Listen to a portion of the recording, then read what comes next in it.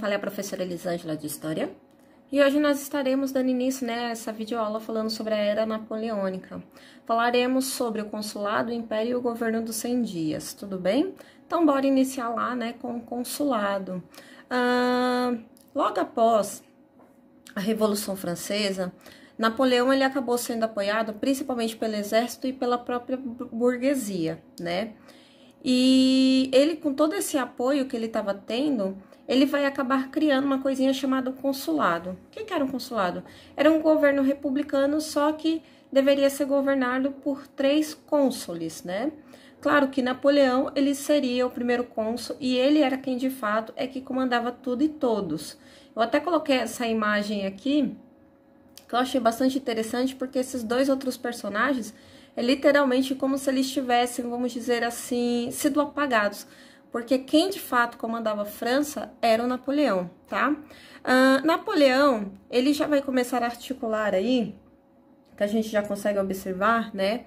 É que ele vai mudar um pouco essa visão do cônsul. O cônsul, teoricamente, ele deveria ficar no poder apenas durante 10 anos, tá? Só que o Napoleão, ele vai conseguir, através de um plebiscito, um cargo vitalício. Então, durante toda a sua vida, né, ele vai continuar sendo cônsul da França. Além disso, ele ainda tinha o direito, né, de indicar um sucessor quando ele, vamos dizer assim, chegasse ao fim da vida e deveria deixar o cargo, né, de cônsul. Então, a gente já observa que Napoleão, ele se iniciou com o cargo de primeiro cônsul, depois cônsul vitalício, né? Uma das primeiras coisas que ele vai acabar fazendo é tentar reorganizar o Estado francês. Não podemos esquecer que o Estado francês, gente, ele tá uma bagunça, porque ele tá vindo da Revolução desde o ano de 1789. Então, uma das primeiras coisas aí que ele vai fazer é nomear prefeitos e subprefeitos para tentar reorganizar, né, vamos dizer aí, o país, né, chamado França. Na parte econômica, a gente consegue observar que ele vai ter uma administração direta, né, nessa arrecadação dos impostos.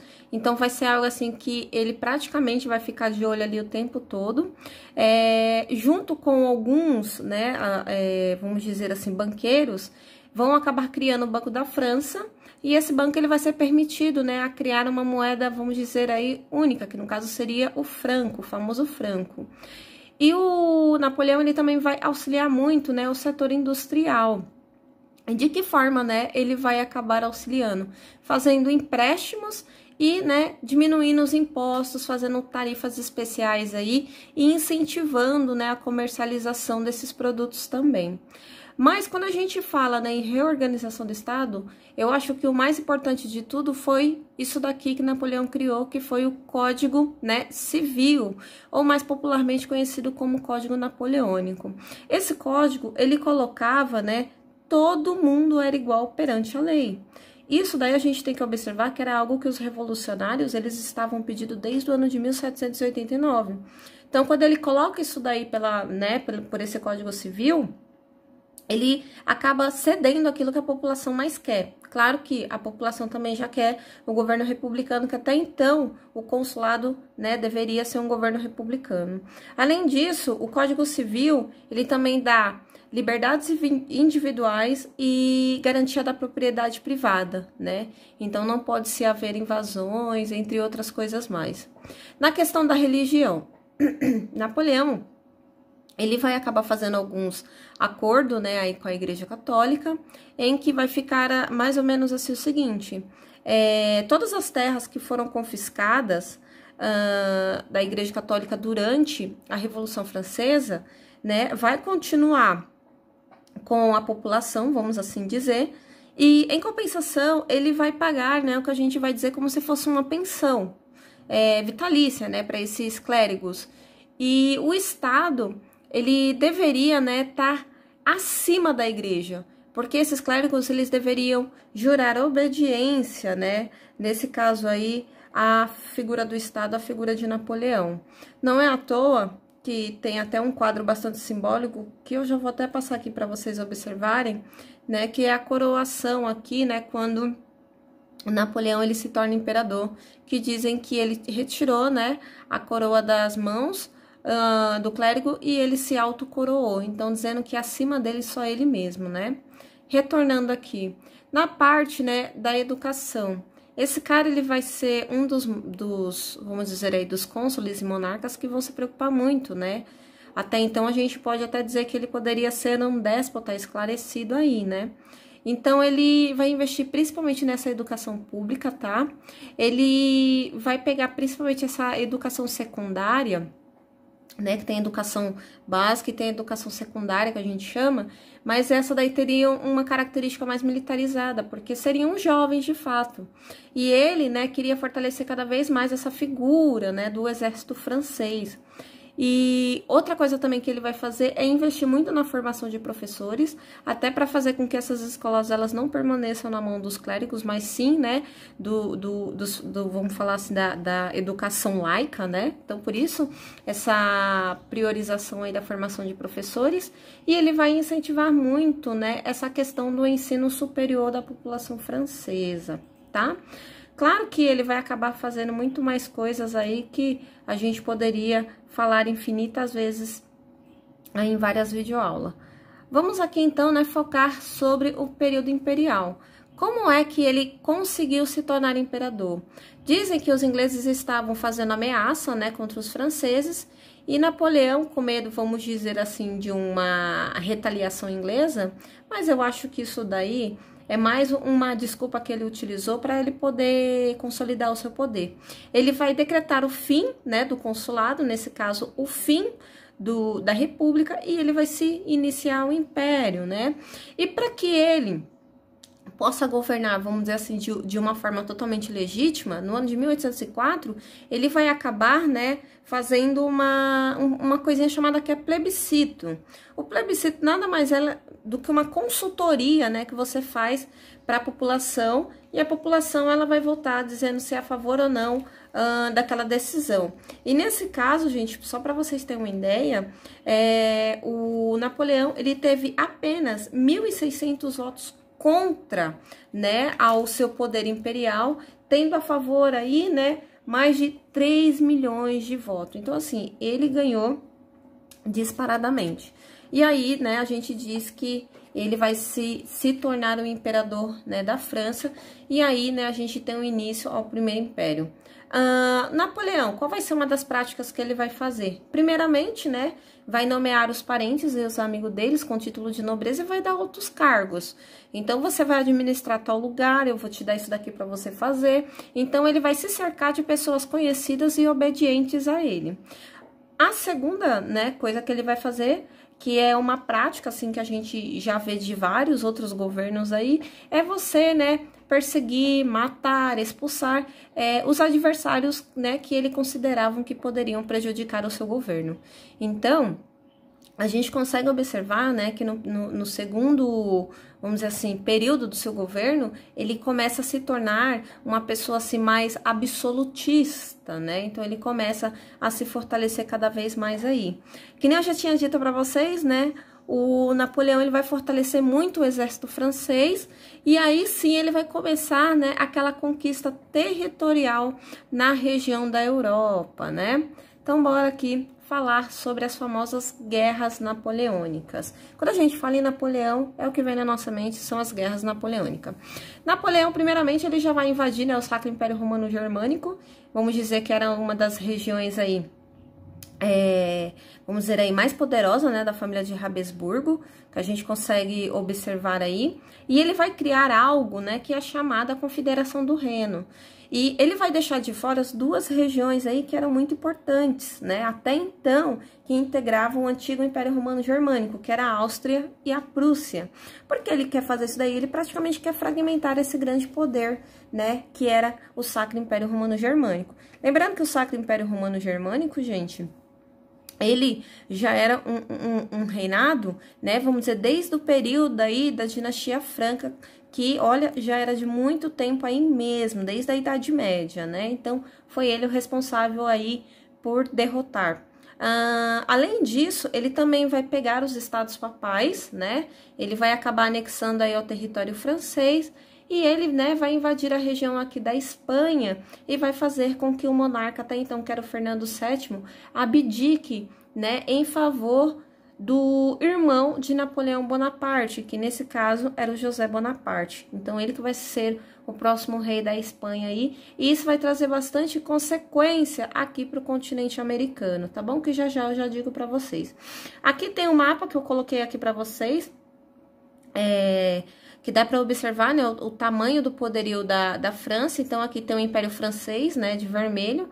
A parte laranja aqui que a gente consegue observar seriam os estados satélites, né, aqueles que devem obediência. Temos aqui os estados aliados de amarelo, né, e a região verde aqui seriam ainda os estados independentes.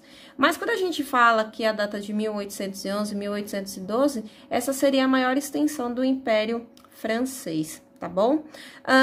Se diz, né, que mais de 70 milhões de habitantes eram administrados, né, por parentes e amigos de Napoleão. Ou seja, eram administrados pelo próprio, né, imperador francês aí. Não podemos esquecer que todas essas regiões aqui que foram conquistadas, Napoleão ele acabou implantando o que a gente vai chamar de o Código Civil, tá? Então, o Código Civil não era algo que ficou apenas na França, mas também nessas regiões aqui conquistadas, tá bom? Uma coisa, né, que a gente vai dizer é que o Napoleão, muitas vezes ele era visto como um libertador, né, por algumas regiões, mas ele também era visto, né, vamos dizer aí, como um tirano, porque ao mesmo tempo em que ele dava, vamos dizer assim, benefício, ele acabava sendo bastante repressor também, ok? Vamos aqui então, né, falar sobre o famoso bloqueio continental e seus impactos. Não tem como a gente também, né, falar em Napoleão e não lembrar desse famoso bloqueio continental. No ano de 1805, a França ela vai enfrentar, né, a Inglaterra na Batalha de Trafalgar. Só que Napoleão ele vai acabar, vamos dizer assim, tendo uma derrota, né? E isso vai fazer com que ele recue e ele comece, né, a montar uma estratégia para tentar, vamos dizer assim, prejudicar a Inglaterra. A Inglaterra, gente, ela era muito boa em guerrear no mar, né? Um dos motivos dele ter perdido essa guerra aí, porque o Napoleão, ele era um grande militar em terra. Então, por esse motivo, né, o Napoleão aí, ele vai começar a pensar e vai ver uma forma de tentar prejudicar os ingleses. Nesse interim, né, vai ter a primeira coalizão contra, né, o Império Napoleônico, que vai ser a junção do Império da Áustria e da Rússia, que vai ser popularmente conhecida, né, como a Batalha dos Três Imperadores, que é o imperador da Áustria, da Rússia, contra o imperador francês. Só que a gente sabe, né, que a França, nesse período, ela tá com um exército praticamente imbatível, e ela consegue derrotar facilmente, né, na Batalha aí dos Três Imperadores. Após a batalha, no ano de 1806, né, Napoleão ele vai criar o famoso, né, bloqueio continental. Ele só vai fazer algo que a Inglaterra já tinha, ou melhor, estava fazendo com os franceses, que era o quê? Os ingleses estavam proibindo que os franceses, ou melhor, que os países fizessem comércio com os franceses. E Napoleão, como uma forma também de se vingar e tentar prejudicar economicamente a Inglaterra, já que não conseguia enfrentar de fato, porque Napoleão nunca queria se arriscar de desembarcar, né, em território inglês, então ele também fez esse mesmo ato dizendo assim o seguinte, que toda a região da Europa que ele tinha conquistado não poderia fazer comércio com a Inglaterra e que as outras regiões, se não quisessem ter uma intervenção militar, que deveriam obedecer. A gente sabe que, né, vai ter duas regiões aí, ou melhor, dois países que não vão obedecer. O primeiro, né, vai ser o que a gente está vendo aqui, nada mais, nada menos do que Portugal, que vai, né, acabar até gerando a vinda da família portuguesa para o Brasil, por um único motivo. Portugal dependia totalmente do comércio com os ingleses. Tinha o famoso Tratado dos Panos e Vinhos, né? Então, todo produto industrializado que os portugueses necessitavam, eles compravam dos ingleses. E quando Dom João, tentando articular, tentando agradar as duas partes, e o Napoleão acaba ficar sabendo dessa, vamos dizer assim, desse acordo mútuo, né, que Dom João VI ele tem, ele simplesmente começa a invadir o território português. E os ingleses, querendo dar uma de bom samaritano, prometeu para Dom João que traria sua família, né, e toda a sua corte para o Brasil, se continuasse, vamos dizer aí, permanecer no comércio. Claro que a família portuguesa não pensou duas vezes, né, aceita esse acordo dos ingleses e vem para o Brasil. Claro que Portugal acaba sendo invadida aí pelas tropas francesas, mas os próprios portugueses, após muita luta, né, após muito conflito, vamos dizer assim, conseguem expulsar esses franceses desse território. Outro país que vai acabar desobedecendo o bloqueio continental, que eu já vou falar daqui a pouco para vocês, vai ser a Rússia, né? E aí é onde a gente vai dizer que começa a derrocada de Napoleão. Mas antes disso, vamos lá. Vocês se lembram que eu tinha dito para vocês no slide anterior que Fernando VII ele teve que abdicar, né, o trono espanhol em favor do irmão de Napoleão Bonaparte? Pois então, isso, né, vai acabar desencadeando um impacto muito grande aqui na América Espanhola, que vai ser o quê? O processo de independência, né, dessas ex-colônias. Eu fiz aqui para vocês, tem no meu canal um vídeo falando sobre a independência da América Espanhola, Francesa e Portuguesa. É bem interessante vocês, né, darem uma olhadinha lá, dar uma conferida, porque acaba, vamos dizer assim, complementando mais ainda essa explicação dessa videoaula, tá bom? Também, durante esse processo, vai ter algo, né, chamado que vai ser a Segunda Guerra de Independência dos Estados Unidos. O que seria essa segunda independência dos Estados Unidos aí, tá? Os Estados Unidos acabaram se envolvendo no conflito, né, com a Inglaterra, porque a intenção da Inglaterra era de tentar interditar todo o comércio entre os Estados Unidos e a França, tá bom? E isso vai fazer com que, no caso, os norte-americanos fiquem bastante nervosos, porque por eles serem um país independente, eles podem comercializar com o que eles bem querem. E eles, né, vão acabar entrando em conflito com os ingleses, e isso vai ser chamado de Segunda Guerra de Independência, onde a gente sabe que, novamente, né, os ingleses vão sair, os norte-americanos vão acabar saindo, né, vitoriosos aí para frente. Vamos aqui, então, continuando, né, que nem eu citei para vocês, falando sobre a derrocada de Napoleão. Napoleão, quando ele ficou sabendo que a família real portuguesa veio para o Brasil, né, e eu já comentei para vocês o que ocorreu, que acabou tendo sua derrota, e aí ele falou, bem, agora é o momento de eu cumprir aquilo que eu prometi. A Rússia também vai ser outro país que vai desobedecer o bloqueio continental, porque a Rússia, ela era um país totalmente feudal, gente. Só para vocês terem uma ideia, a Rússia, ela vai permanecer feudal até o século XX. Então, ela precisava de produtos industriais e ela comprava da Inglaterra, até porque a França, ela não tinha esse mercado industrial para poder estar substituindo os ingleses. E aí, né, aonde no ano de 1812, Napoleão ele vai conseguir juntar mais de 600 mil, deixa eu só colocar aqui, gente, 600 mil soldados, tá bom? Que vai ser um número bastante exorbitante, até porque ele vai acabar pegando toda aquela região de dominância e vai fazer, vamos dizer aí, né, um famoso... tipo, você chama, né, os homens para participar do seu exército. É que me fugiu o nome agora, gente. E aí, né, ele vai conseguir juntar esses 600 mil soldados e ele vai marchar em direção à Rússia. Diz que o Czar, ele tinha apenas, né, 230 mil homens. Por que eu fiz questão de colocar homens e não soldados? Historicamente falando, diz que não só a quantidade, né, dos franceses e dos seus aliados era muito mais superior, mas também tinha a questão da preparação técnica e do armamento bélico, né? Então, assim, os franceses, eles já estavam indo praticamente com a vitória já ganha, tá? Só que os russos, gente, pensa num povo ruim aos russos, nossa senhora. Toda vez quando eu pego para estudar a história daquele povo, eu me surpreendo cada vez mais.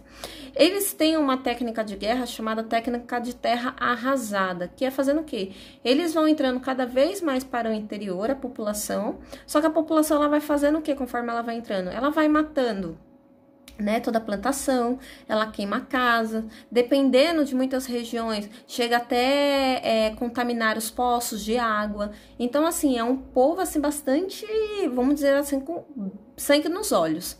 E, claro que Napoleão, depois de ter passado por tanto perrengue, ele consegue chegar à cidade de Moscou e ele tá esperando, né, o czar aparecer para que o czar ele assine um acordo. Só que o czar ele tá ali totalmente, vamos dizer, ali escondido, né, junto com a população e o exército. E depois de 4 semanas, né, de Napoleão esperando e vendo que não ia acontecer em nada, e até porque Napoleão, durante esse processo aí, né, de chegada até Moscou, ele já tinha perdido muitos soldados, muitos já tinham fugido, outros estavam doentes, muitos já tinham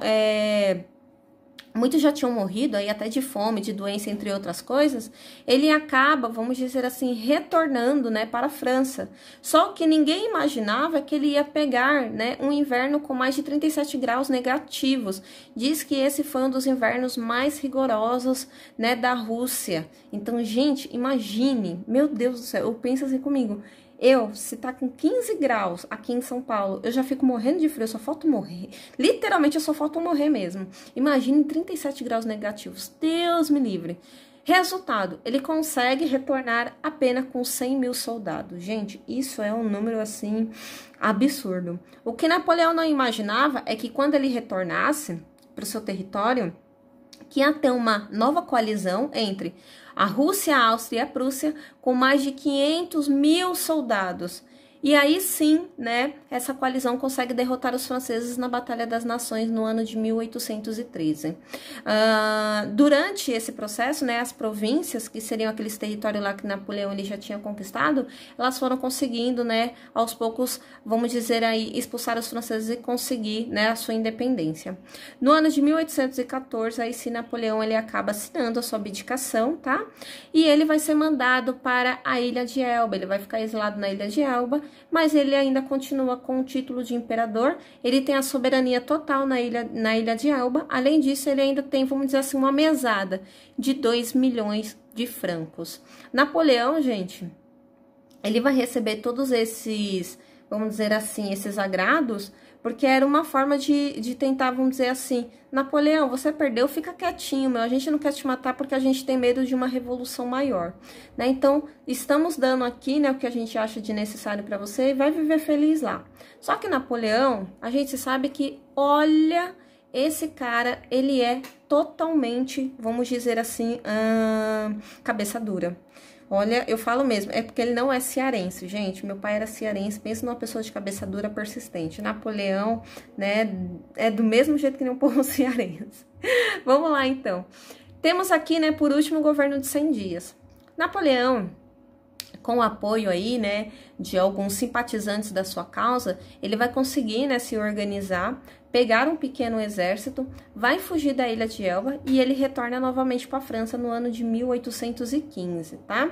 Quando ele chega lá na França, o reino ele já tinha sido entregue, né, ao Luís XVIII, que nesse caso era o descendente mais próximo de Luís XVI. Você lembra lá de Luís XVI, aquele monarca que foi guilhotinado durante, né, a Revolução Francesa? Pois então, é esse sujeito mesmo. Então, quando Luís XVIII ele fica sabendo dessa invasão de Napoleão, ele vai mandar o exército, né, tentar conter os oficiais, tentar conter o exército de Napoleão. Só que diz assim que Napoleão ele vai chegar no exército e simplesmente vai falar assim, olha, vocês querem matar, né, vamos dizer aí, o seu imperador de fato, aquele que lhe trouxe, vamos dizer assim, tanto prestígio, entre outras coisas mais. Diz que os próprios soldados, até porque Luís XVIII, ele não era muito bem visto pela população, porque ele estava, vamos dizer aí, voltando, né, a França ao que era antes da Revolução Francesa. Então, assim, a população estava muito satisfeita. E quando viram o retorno, né, de Napoleão, viram novamente uma salvação aí, porque foi um ano de glória, né? Foi quando, literalmente, a França, ela se expandiu, todo mundo tinha medo, né? Os franceses, eles eram vistos como os grandes conquistadores, e por esse motivo, né, o exército aí francês acaba se aliando a Napoleão. Napoleão ele destrona novamente, né, vamos dizer aí o Luís XVIII, e vai ter uma nova coalizão, né, que vai ser a junção da Prússia e dos ingleses. E aí eles vão entrar em conflito na famosa Batalha de Waterloo, que ocorreu no ano de 1815. E aí sim a gente consegue, né, observar que Napoleão ele perdeu de fato, né, a guerra, a batalha. E aí sim ele vai ser novamente, né, exilado. Só que ele vai ser considerado como um prisioneiro de guerra, então ele não vai ter mais todas aquelas regalias que ele tinha durante o período que ele estava na ilha de Elba, e ele vai ficar totalmente preso, né, durante o período aí, né, que vai ocorrer até o ano da sua morte, do ano de 1821, na ilha de Santa Helena, tá? Lembrando que, novamente, os ingleses, eles vão acabar fazendo o quê? Entregando novamente o poder, né, para as mãos de Luís XVIII, tá? Aqui, gente, eu peguei esse mapa para vocês, que é para vocês observarem, para ver como é que ficou o território, vamos dizer assim, geograficamente, né, da Europa, no que a gente vai chamar que é o Congresso de Viena, tá bom? O Congresso de Viena, o famoso Congresso de Viena. Primeiramente, ela vai ser uma reunião de 216 representantes, mas vamos dizer assim que os líderes, quem comandou de fato o Congresso de Viena, foi a Prússia, a Rússia, a Inglaterra e a França. E qual era, vamos dizer assim, o objetivo do Congresso de Viena, tá bom? Era restaurar e legitimar o equilíbrio do poder no plano geopolítico e a consagração do conceito, né, das fronteiras geográficas. Resumindo aí o que eu falei, vamos lá, quando a gente fala em restauração, devolver aos tronos aos seus monarcas de origem. Nesse caso, se algum morreu nesse processo aí, que nem foi o caso de Luís XVI, que foi guilhotinado, entregar para o parente mais próximo, aí, para o herdeiro mais próximo.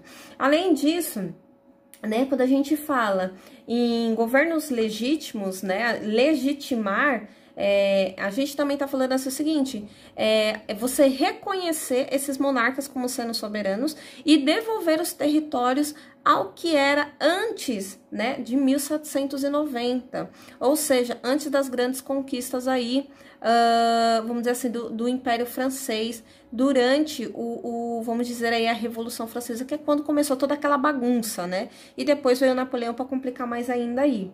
E então, a gente também começa a observar, né, que todo aquele acúmulo de riqueza que Napoleão ele conseguiu, vamos dizer aí, roubando de outras regiões, acabou sendo dividido, né, entre as nações, e também era uma forma de dar um equilíbrio de poder, que era dizendo mais ou menos assim, né, olha, vamos dividir tudo bonitinho e certinho para que uma região seja mais poderosa do que a outra, para que não venha qualquer outro monarca e tente conquistar esses territórios aí que, vamos dizer, logo de início estão fragilizados por conta dessa instabilidade, vamos dizer aí, nesse caso político que está ocorrendo na Europa, tá bom? Então, o Congresso de Viena, ele veio com esse principal objetivo aí, tá? Vamos aqui, então, para os resultados. Os principais resultados. Primeiramente, todos esses monarcas, inicialmente, eles vão começar, né, a implantar o absolutismo, né? Então, o poder começa a ficar centralizado totalmente na mão do rei, do imperador e daqueles monarcas, né? Que até então, eles tinham seus tronos de origem. Vai ter uma coisinha, né, que vai ser criado, que vai ser chamado a Santa Aliança, mas a Santa Aliança, ela vai, vamos dizer aí, vai se iniciar, mas vai ter um período curto, né, de tempo, porque qual era o objetivo da Santa Aliança? Era tentar se unir, vamos dizer assim, para que, é como se fosse uma aliança militar, vamos dizer assim, em que eles pudessem estar intervindo em qualquer tipo de revolução que pudesse ocorrer, né, após as invasões napoleônicas. Só para vocês terem uma ideia, a Santa Aliança ela não vai durar muito tempo, até porque a Inglaterra ela vai ser um dos primeiros países a sair da Santa Aliança e até mesmo a contestar ela, porque um dos objetivos da Santa Aliança era fazer uma reconquista da região aqui, né, do continente americano, que era fazer com que aqueles territórios que foram recém-libertos se tornassem colônia novamente da Espanha, né? E isso daí acabou desagradando muito os ingleses, porque os ingleses estavam de olho nesse mercado consumidor aqui no continente americano, então por isso eles, vamos dizer assim, eram contra, né, a Santa Aliança. Não é à toa que não só os Estados Unidos, mas a própria Inglaterra também sempre vai ser um dos primeiros países a reconhecer a independência da América Espanhola, que nem eu já disse para você, a Inglaterra ela estava de olho, né, nesse novo mercado consumidor dos seus produtos industrializados aí, tá? Durante esse período vai ter uma coisinha, né, que vai ser chamado, que é o sistema de congressos, que nada mais eram do que conferências e congressos que deveriam ocorrer periodicamente, né? Reunindo representantes das 4 potências, que nesse caso, quem seriam as 4 potências dessa época? Inglaterra, Rússia, Prússia e Áustria, tá bom? Lembrando que foram esses países aí que bateram de frente, vamos dizer que fizeram uma coalizão para derrotar o Napoleão. E qual era o motivo, né, dessa aliança? Era simplesmente fazer uma espécie de Conselho Supremo de Estados, tá? E ela tinha como, vamos dizer assim, principal característica fazer intervenções para que, vamos dizer assim, para que não houvesse qualquer tipo de conflito que pudesse, vamos dizer aí, desestabilizar essa nova ordem que estava ocorrendo aí na Europa. Então, a gente vai dizer que durante um longo período de tempo, né, vai se ocorrer a paz de fato na Europa aí, tá bom? Bem, eu espero que vocês tenham gostado. Se caso tiver alguma dúvida, vocês podem colocar aí no comentário que eu estarei respondendo, tá bom? Se der, assistem a aula complementar que eu já tinha dito para vocês que era independências, tá bom? Do continente americano, que é bem interessante e acaba aí, vamos dizer, associando a esse tema, deixando, né, o conteúdo mais rico em conhecimento, tá bom? Até o próximo vídeo, turma. Beijo, beijo e tchau, tchau para vocês.